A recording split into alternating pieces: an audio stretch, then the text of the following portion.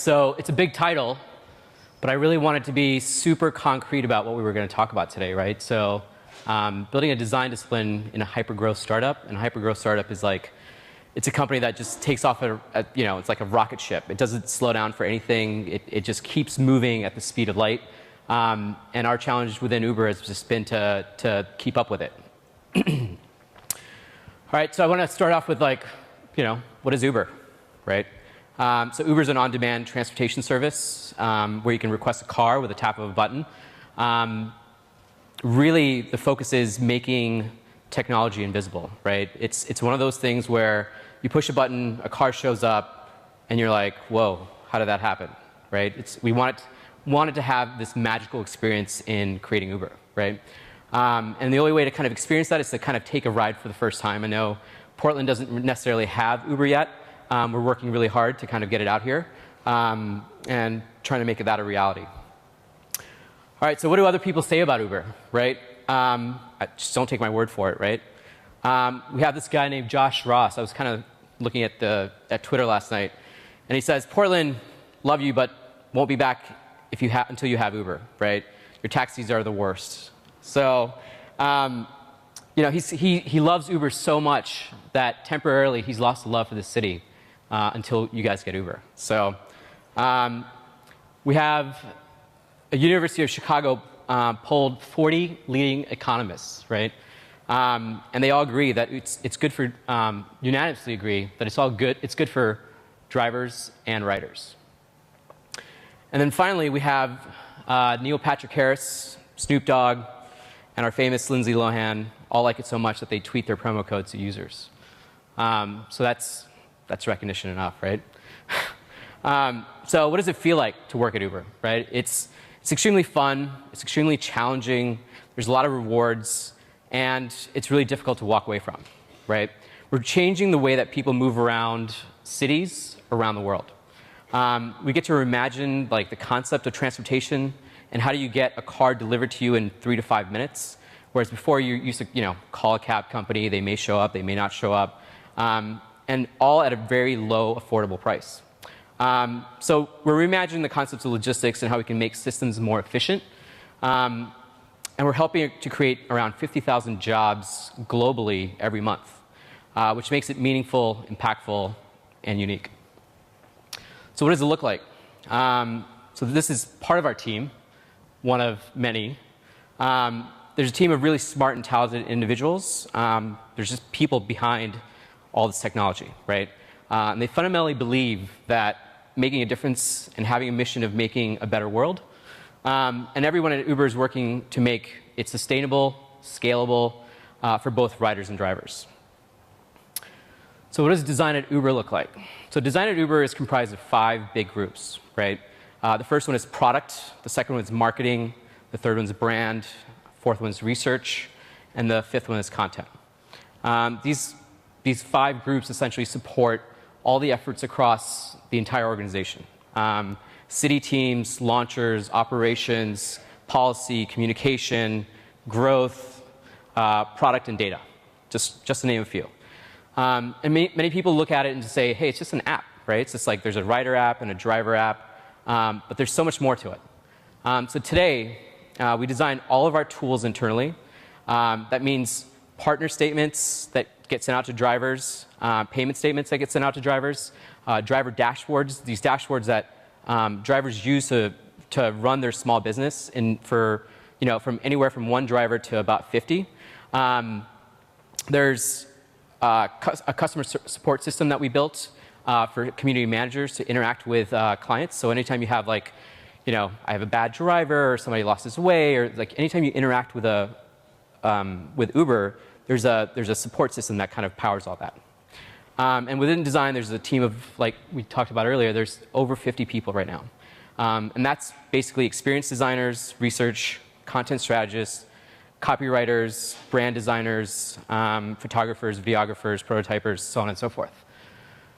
So tomorrow, we're looking to hire tons and tons more designers, craftsmen, people who are passionate about helping us scale globally.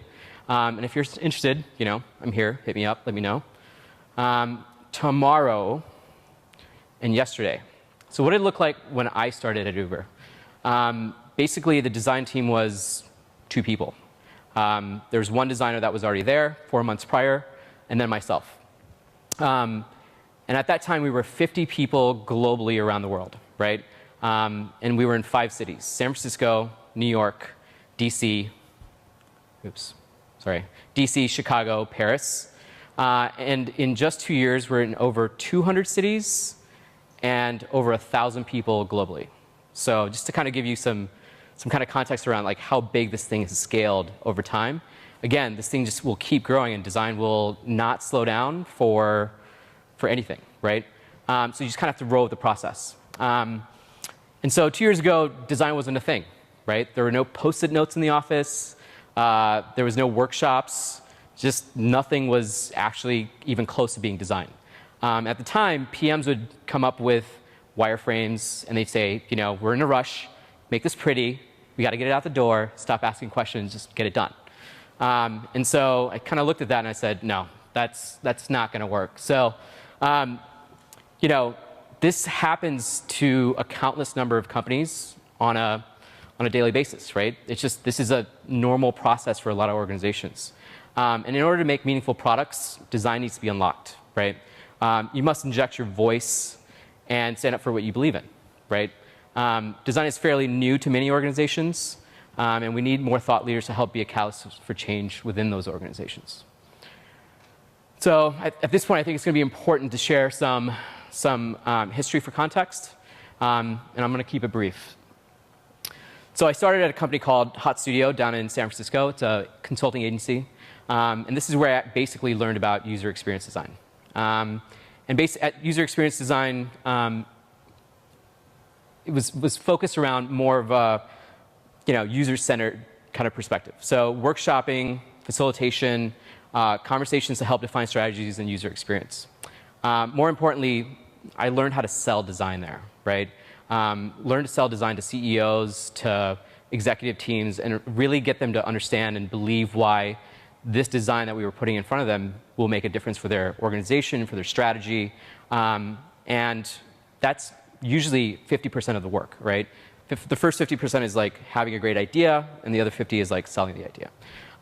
So in the fall of 2009, I moved to New York and helped them open up their New York office, and we scaled from 3 people to 10 people in 2 years, and I was like, damn, we're growing fast, right? Like that was big back in the day. So then, I was kind of noodling with this idea of a startup, trying to solve a problem around the photo sharing app space, which everybody was doing. But I decided to build a startup. And what I was missing from consulting was that, you put your heart and soul into something, and all of a sudden you hand it off to clients and you throw it over the fence, and it comes back as this completely new concept or idea, right? And what gets lost is that you're not with the clients kind of producing that thing from beginning to end. So I decided I want to create my own startup, figure out like what it takes to make a product from beginning to end, and really learn, especially in the mobile space, how to go about doing that. So as a consultant, you go pretty wide, right? There are plenty of clients with different verticals. During my time at Hot, I worked in the automotive, e-commerce, entertainment, finance, publishing, and even nonprofits. And at a startup, you get to go deep, right? Focusing on one specific problem till you find market fit. So there are 3 phases to a startup. The first one is solution fit, market fit, and then growth. Solution fit, at this stage, you're discovering and validating the problem, essentially, right? The goal is to get it to the first sale. You got to make money at your startup. And this can take days, weeks, or years. It's extremely tedious, and it requires you to whittle down to your idea down to the core. Market fit is once you've found a solution, it's essentially scaling the business, right? At Uber, this was supply and demand economics as well as pricing. At this stage, you're just simply trying to grow adoption, polish the experience, and added features to tell a more complete story. So at some point, growth starts to plateau, right? And so you have to move into optimizing everything. And this is pretty much scale. So you optimize features, marketing channels, to hiring and infrastructure. And while making sure that you're staying relevant to your customer base. So why is this important? If you're planning on joining a startup, you need to identify how you like to work, right? How much complexity, ambiguity, how much can you deal with? How much risk are you willing to take? And what kind of impact do you want to have? Do you want to shape the product from the very beginning, or do you want to just simply take something that somebody else has done and kind of extend it into new verticals and new markets, right? Do you like a work-life balance? Do you like to go home to your kids? Do you like to hang out with your girlfriend? Do you like your weekends? Sometimes a startup, depending on the stage, you may not have that. Let's see. So back to consulting. After I launched the startup, I ran out of funding.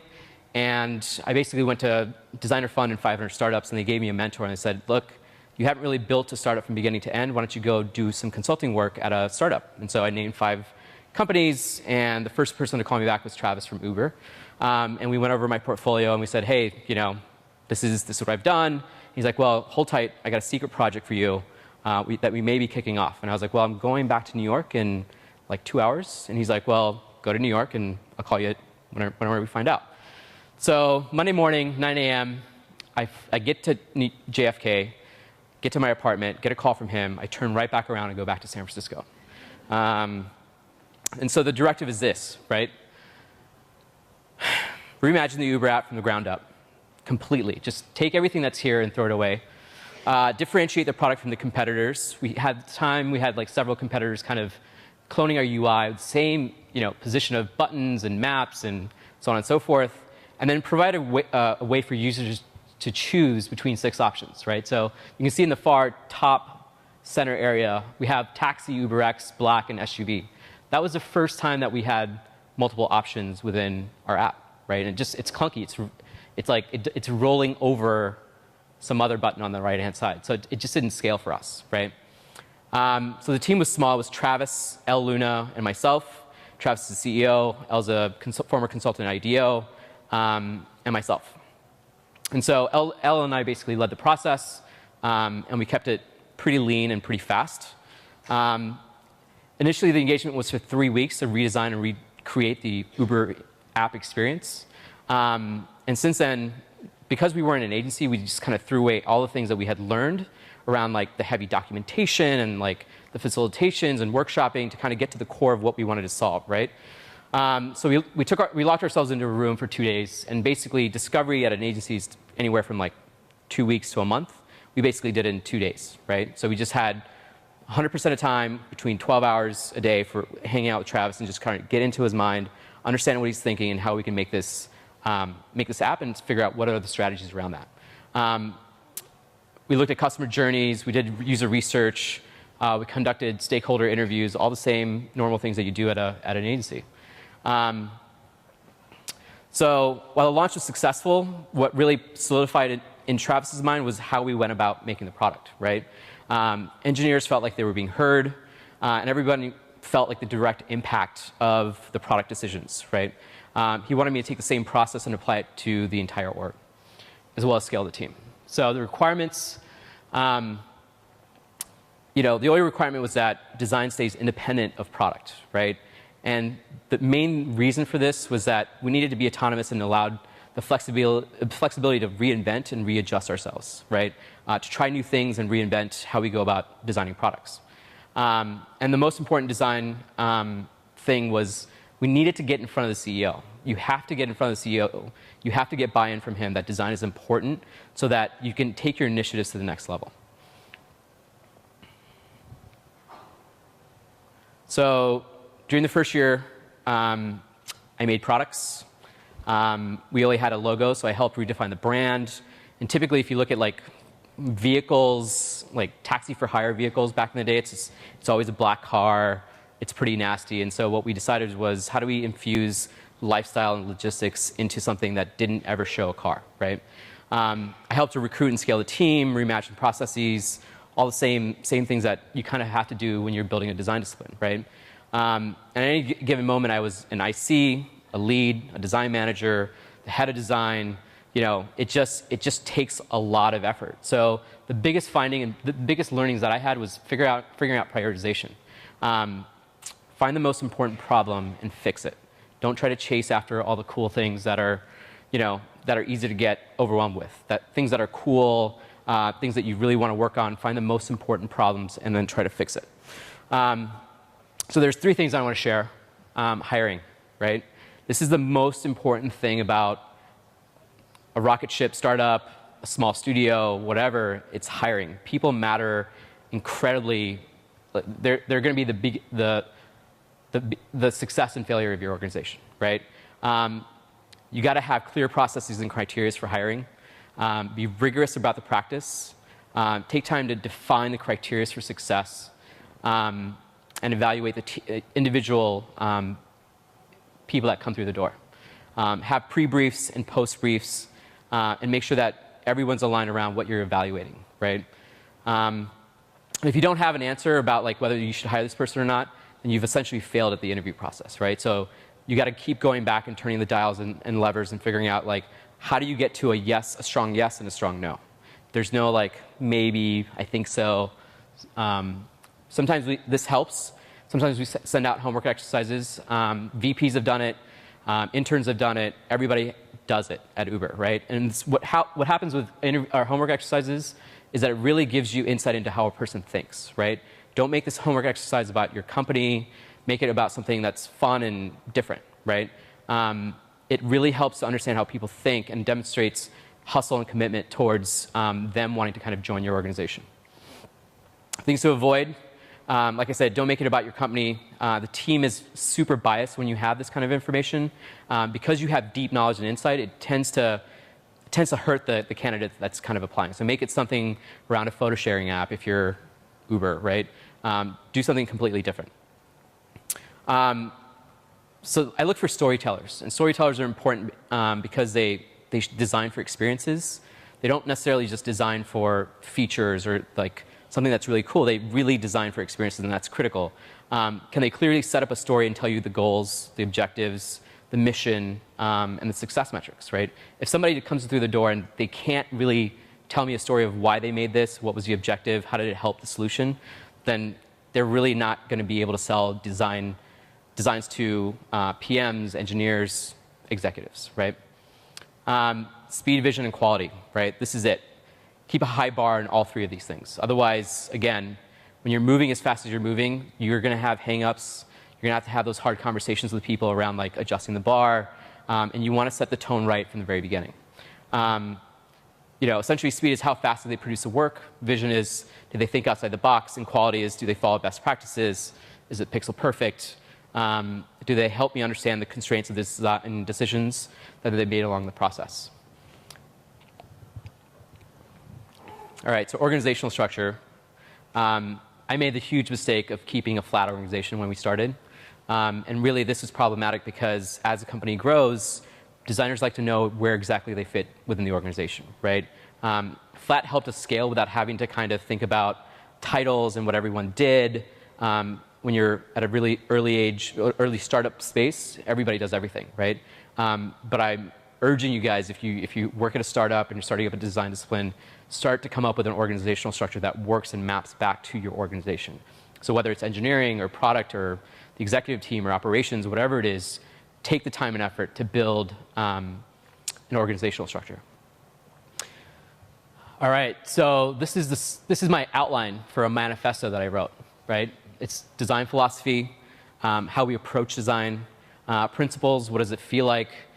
It really kind of to emulate what does design stand for within the organization. What does design mean at your organization? The manifesto helps build alignment and helps lay the foundation for the discipline.